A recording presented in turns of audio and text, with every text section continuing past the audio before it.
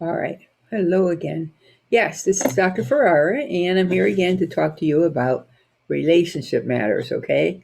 How to save that marriage that seems to be on the brink or that total relationship, whether you're just living, cohabitating, whatever you want to call each other, paramour, fiance, doesn't matter today. There's no set rules.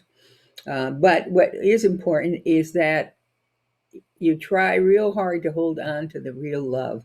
The old fashioned values have to come back so that two people who care about each other don't do more damage than good. And the fact is, you were put together for a reason. You met each other, you fell in love in the first place.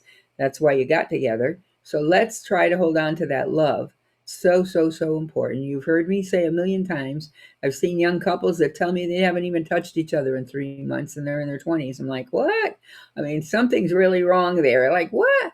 It's like, that's such a waste of your youth, number one. Number two, if you loved each other at one point, you certainly love each other still. So you can't let the animosity build up so high in you that you don't see past it because you're blocking yourself from seeing the real virtues that the other person has that may not meet your expectations or what you thought you wanted, but in fact were placed before you because you really needed them. Okay? There are no accidents. We can learn to accept almost anything. And so certainly we can get over a spouse's bad habits. And that's not enough to make a whole relationship fall apart. Loyalty, trust, fidelity, respect, and certainly consideration of one another is really important in a relationship. And that is enough to make things fall apart when that breaks down. However, still, people get through those hardships. And if you do, the rewards at the other end of the tunnel is really just as good or better than it was when it started. Okay. So you can have a second honeymoon, a third honeymoon, a fourth honeymoon. The point is, you got to keep working at it because you're going to work really hard to find another one, and you're going to get to learn all the other one's bad habits too. It's not enough to just be in lust when you first meet each other. Yeah, sex is great, and yeah, everything's brewing, and your hormones are brewing, and all looks so good, and oh, I'm so in love with them. And then little by little, the flaws start to fall apart as you see reality set in. You know, I have an old Italian grandmother, and she used to say to me, in order to know if a relationship is good, it must passato cuatro estaciones. That means 4 seasons.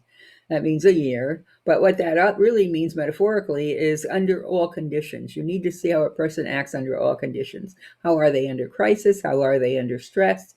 We don't need anybody going ballistic on us. No one needs that, male or female. And believe me, I'm not siding with just the women on this because I've seen plenty of women that are ballistic on their guys too. And so it can be pretty harsh either way.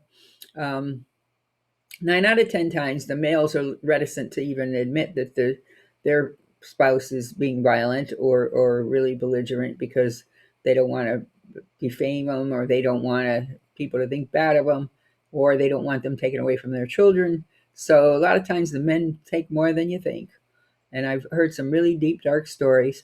So I'm trying to bring in light to couples that be a little bit of shade, may be in a little bit of a shade of gray areas where they're starting to and slip down that slippery slope.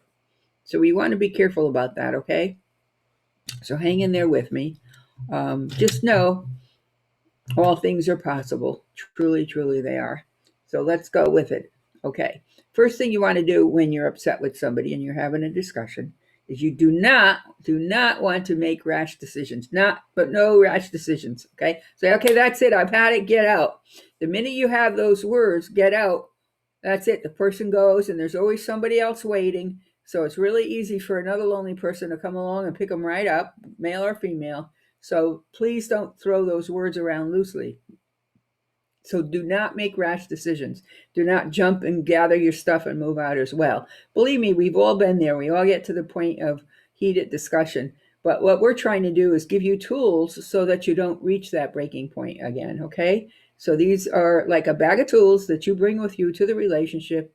And that's why I'm a big proponent of premarital counseling as well. So you get to know each other inside out from different levels. All right? And my poor old grandmother, she wasn't well educated, but she was wise as anything. And I think you all can relate to that. We all got some elderly persons in our families that are extremely wise about people and life. Okay, so now the first thing you're going to do is you're going to stop being defensive and you're not going to make rash decisions, right? Right? You're going to hang in there and try to cool off. Whether you got to go for a walk, go for a cup of coffee, whatever it is, but keep your mouth shut from making those final ultimatum decisions, okay? The second thing you want to do is be extremely honest with the person about how you're feeling. As they say in social sciences, it's really funny the way it works. Couples are so eager to get together and have great sex and lust, and they can talk about anything they want with sex. But if you bring up finances, religion, or children, or housing, everybody clams up and nobody wants to talk about it. So it's kind of ironic that's the less sensitive or less intimate topic, but that's the way people are. And so you need to discuss these things because it's this life decisions are going to be made about your lifestyle with them. So you need to know that person before you get too involved. Okay, the other thing you want to do, if the two of you are really at the point where you just can't get through a conversation, really don't make heads or tail out of it. Before you make a drastic move, please seek professional assistance, a third party who can objectively listen to you and hear both sides of the story. Okay, it's not easy to listen to because nobody wants to hear that they did something wrong. Of course, it's easy to accuse the other party of doing something wrong. So these are things that you need to get straight in your mind, and you need to relinquish your share of it, what sense of blame you have for it, and how things will go in that way. You have to understand that we both contribute. Each party contributes to part of the problem. People can't fight by themselves. That would be pretty moronic, wouldn't it? Just have an argument by myself? No, I have to have a second party there. So it takes two parties, one to throw out the insults, one to catch them and throw insults back. Okay, that's not funny, but it is definitely the way things go. And so, excuse me, we need to work on that and understand that you have a part in the argument too. Yes, the other person may be nastier, have a bad temper, quicker to get heated, but you know the trigger points as well if you're living with them.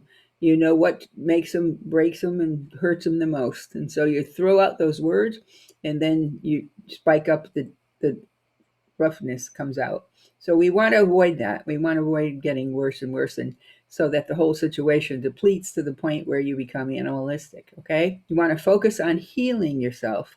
So let's say you have a problem with your spouse or your partner, but you're afraid to approach them because you think it's going to escalate into a big argument and everything's going to go bad. What you need to do is focus on healing yourself first. If you're really hurt by something they did, then you go out and seek some help to get your own self stabilized before you go and approach them with something when you're not really ready to speak about it. Okay, so that's just kind of asking for insult to injury. And we don't want to do that. You want to focus on healing yourself. So whatever that's going to be, maybe you can heal yourself by just taking a day off at the beach. There's a reason I'm having this particular talk here by the water, because in fact, water is very healing. If the two of you are very upset, I'd highly recommend going down to the water area of wherever you live, and have maybe a drink or a little dinner by the beach, by the water, and the whole atmosphere is much more soothing. Okay, and there's a realistic reason for that, because there's negative ions coming off the ocean, so it actually neutralizes your positive ions when you're very upset and stressed. So see, you do get more calm at the water. Everybody does, not just people who like water. It's a physiological reaction. Okay, so yeah, a calming place to be would be by the water. That would be nice, but you got to go with an open mind. Okay, recognize that your partner also was hurt. Recognize their words when they say it. Acknowledge them. Don't just say, I'm hurt, I'm hurt, I'm hurt. You did this to me, you did this to me. No, you have to say, well, you have to listen. And 9 out of 10 times, we don't even know why we hurt somebody. We don't even know that we hurt somebody. We didn't know they were feeling so bad about it. So what you need to do is to spend more time reflecting on your own needs, your own trigger spots, so that you know where you need to be vulnerable. But you also want to work on trying to develop a neutral conversational style where you don't insult, you don't shout at, you don't ridicule or denigrate your partner. Okay? That's going to get you nowhere. That might make you feel better. You have your little tantrum, but it's not going to solve your issue with them, and you're going to have a worse issue when you're done, okay? Because the chances are they're going to retaliate.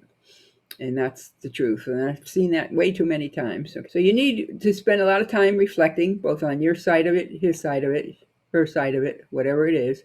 And don't forget, when they acknowledge something that they've shared with you, a personal feeling, you want to thank them for it. You want to thank you for sharing that. I'm sorry I hurt you, rather than, oh, good, I'm glad I got you, kind of an attitude. Okay, so no snooty snips, as I call them, snooty snips, and I call them zingers. Don't throw those zingers in there when you're having a conversation about making your marriage or your relationship better. Okay, there's no place for them there. So here's the doctor's prescription. If you are having trouble and you think your family or your marriage or your partnership or your relationship is falling apart, by all means, take a ride out to the water where you can and have a nice conversation. Whether you go for a glass of wine, you go for a little lunch, or you're just going to go sit by the beach and bring your own picnic. Either way, it's a very neutralizing place to have a nice conversation. Okay? But keep in mind, in order to be productive, you've got to speak softly and understand what the other person is saying. So you speak softly and you listen deeply. How's that sound? Okay? All right. So I wish you luck with that. It's a continual job. You may fix a problem this year and you may have another one next year. So, or maybe in a few months, but you'll fix it again, because these are the basic skills to fix what's hurting in the relationship. Okay? I wish you luck as a young person. I hope that you both enjoy a rectified relationship and enjoy your day or weekend at the beach, whatever you choose to do. In the meantime, this is Dr. Ferrara here, signing off. And if you like this video, please hit the thumbs up down below and leave a comment. I'd love to hear if you try any of our recommendations for making your relationships better. Okay? All right. I'm saying good night. I'm signing off. Have a good one.